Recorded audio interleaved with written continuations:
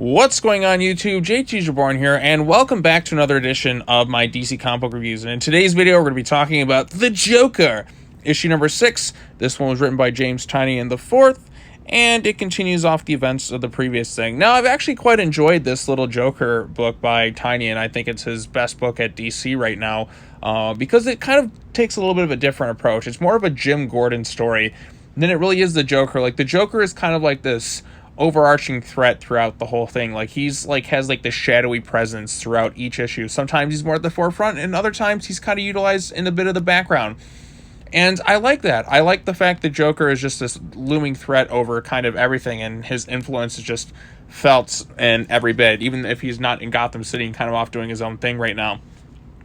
So let's go ahead and summarize what happened. So as the issue opens up, we get a background into the Sampson family, who's basically just the Texas Chainsaw Massacre family, a bunch of cannibals and that, and who commit all these horrible crimes. They try and go after this one girl, but only to discover that they live on an oil well, or whatever it is. So yeah, they have massive amounts of oil beneath their property, so they're like, well, we may have committed all these crimes, but we got oil, so we're going to be rich now. And that allowed them to kind of like build their influence and allowed them to kind of get sentences kind of moved around, and were able to kind of change things from like getting like accused of all these crimes and actually like get out of all these sort of crimes that they played. So there's a little bit of background on them there. And then kind of the rest of the issue is Jim Gordon. He is now in Paris.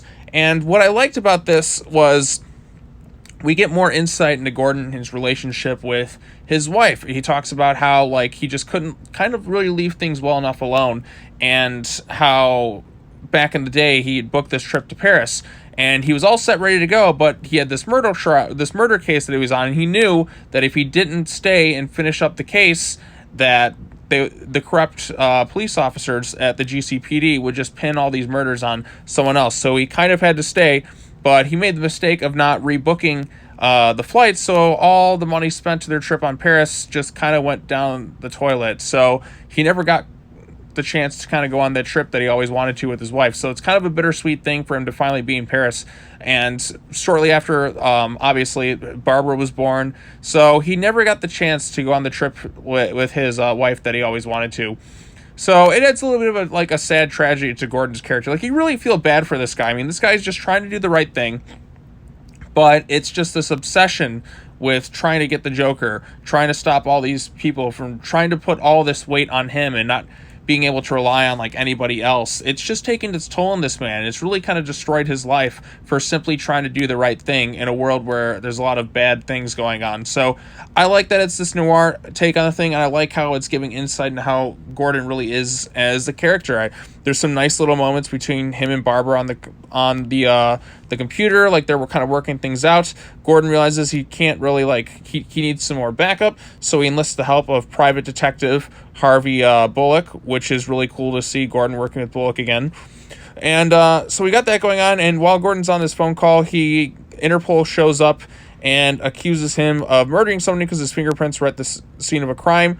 And while this is going on, Joker is just kind of standing over the whole situation and watching him with his mischievous look right there. So yeah, that's the main storyline. And I like the art style, of course. I mean, every issue the Joker has been really great.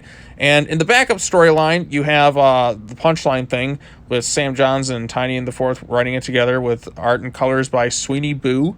So this one is Harper Row is now in Blackgate Penitentiary. She has kind of changed her identity a little bit, and she's trying to get in, get some information, be kind of secretive.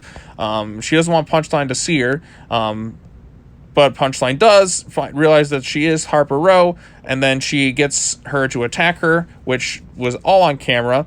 And so, Harper Row runs, and then Punchline's basically we need to see if she leads us right to Kelly Ness.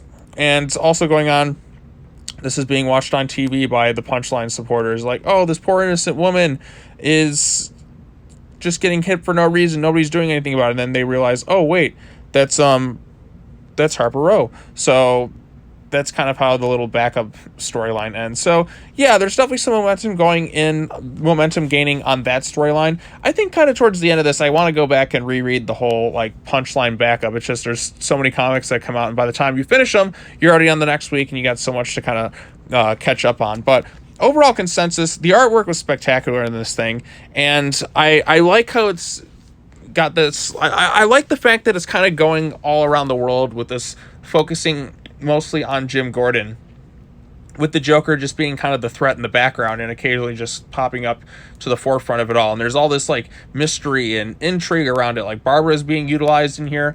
You have Gordon bringing in an old ally in Harvey Bullock, and you have the Joker just kind of having his presence in the background. And you also have the backup, which is starting to pick up the pace a little bit now.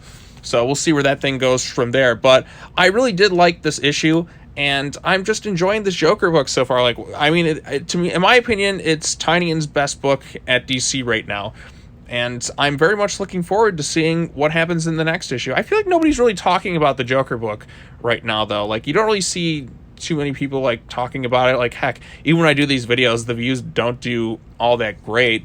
But it is a solid comic book right now. So hopefully more people will start to, like, talk about it a bit, because it feels kind of like it's off doing its own thing right now. So maybe some people just aren't enjoying it, but I'm enjoying it quite a bit. So what are your thoughts on the Joker #6? Did you like this issue? Did you dislike this issue? Tell me what you thought of it in the comment section down below. Be sure to like this video, share it with your friends, subscribe to the YouTube channel for more content. And as always, take care now. Bye-bye then, and I will see you all in the next video. Peace.